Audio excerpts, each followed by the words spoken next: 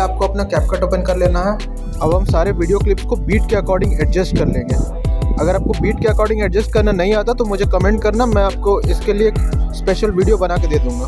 अब हम क्या करेंगे, फर्स्ट वाले क्लिप को हम फ्रीज कर लेंगे सबसे पहले तो।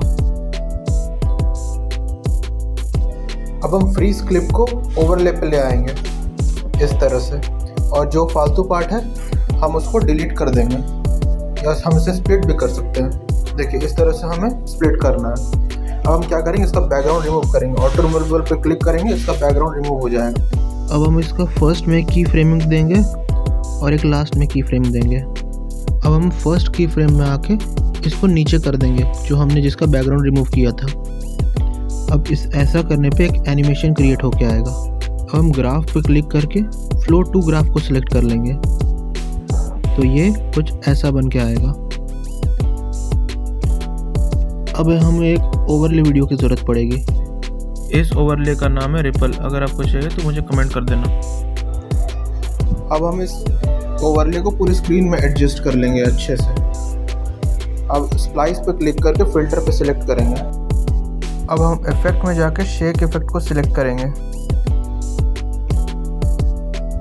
अब क्या करेंगे, हमें इसे जो है क्लिप से बिल्कुल आधा रखना है, आधा नहीं, उससे भी थोड़ा सा कम रखना है।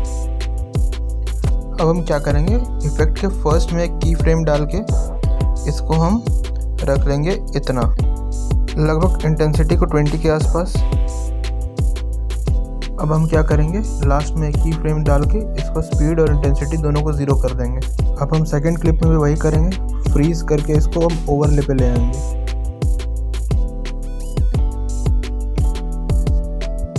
अब हम इस ओवरले का बैकग्राउंड रिमूव करेंगे, तो मैं जल्दी से इसका बैकग्राउंड रिमूव कर लेता हूँ ऑटो रिमूवल पे क्लिक करके। अब हमारा ये बैकग्राउंड रिमूव हो चुका है।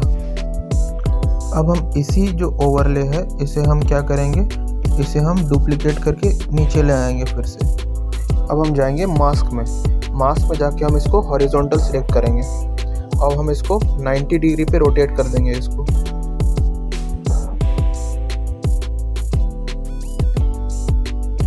दूसरे वाले को भी हम वही करेंगे, 90 डिग्री पे इसको रोटेट कर देंगे।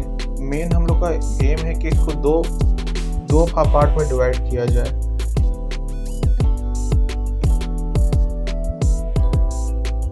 अब हम क्या करेंगे, फर्स्ट वाले ओवरले में फर्स्ट में एक की फ्रेम देंगे, एक लास्ट में एक की फ्रेम देंगे। अब हम क्या करेंगे, फर्स्ट की फ्रेम में जाके इसको पूरा बाहर निकाल देंगे इस तरह से। सेम इसमें भी वही करेंगे, तो फर्स्ट में एक की फ्रेम डाल के लास्ट में एक की फ्रेम डाल के इसको भी पूरी तरह से हम बाहर निकाल देंगे। अब हम क्या करेंगे, ग्राफ में जाके दोनों ही ओवरले में हम फ्लो टू ग्राफ को सिलेक्ट कर लेंगे, ताकि हमारा एनिमेशन जो है और स्मूथ हो जाए। अब हम रिपल वाले ओवरले को कॉपी करके यहाँ पे सेट कर देंगे, जहाँ पे हमारा ये एनिमेशन ख़त्म हो रहा है, जस्ट यहाँ पे। अब हम इस इफेक्ट को भी कॉपी करके एकदम लास्ट में सेट कर देंगे, जहाँ पे हमारा ये एनिमेशन ख़त्म हो रहा है। बाकी सारे क्लिप्स में भी आपको क्या करना है कि एक की फ्रेम डालना है यहाँ पे फर्स्ट में, एक की फ्रेम लास्ट में, और इसको जूम कर देना है और फ्लो टू ग्राफ को हम सिलेक्ट कर लेंगे। सारे क्लिप्स में आपको यही काम करना है। अब हम वो 3 पार्ट एनिमेशन को क्रिएट करेंगे। उसके पहले आप एक मेन ट्रैक में ब्लैक PNG को जोड़ लेना। उसके बाद फर्स्ट क्लिप को फ्रीज करके इसको बीट के बराबर ले आएंगे, जहाँ पे हमारा वो बीट है। अब हम इसको 3 बार डुप्लीकेट करेंगे। उससे पहले हम क्या करेंगे, इसका बैकग्राउंड हम रिमूव कर लेंगे। इसके बाद हम इसे डुप्लीकेट करके बीट के बराबर सेट करते जाएंगे।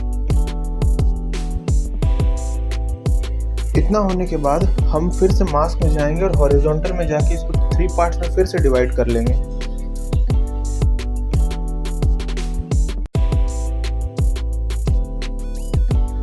अब हम क्या करेंगे, इस रिपल वाले ओवरले को कॉपी करके वापस से लास्ट में सेट कर देंगे।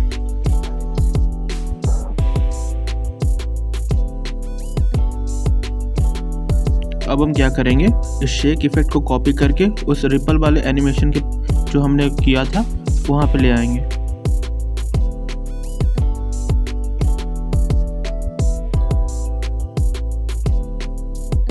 इसे भी हम वही करेंगे, क्लिप से आधा रखेंगे, आधा भी नहीं, थोड़ा सा कम रखेंगे, और यहाँ पे इसको स्पीड को लास्ट में 0 कर देंगे।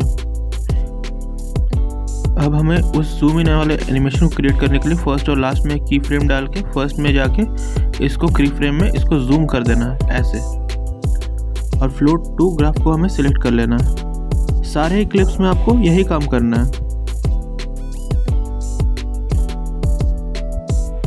अब हमें से शेक इफेक्ट को कॉपी करके हर एक बीट में एडजस्ट करते जाना है। तो मैं जल्दी से इसे कर लेता हूँ।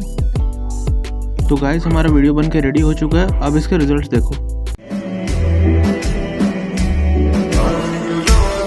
वीडियो अगर पसंद आए तो लाइक करें, शेयर करें, सब्सक्राइब करें और अपने फ्रेंड्स के साथ भी शेयर करें ताकि वो भी कुछ सीख सके। Thank you.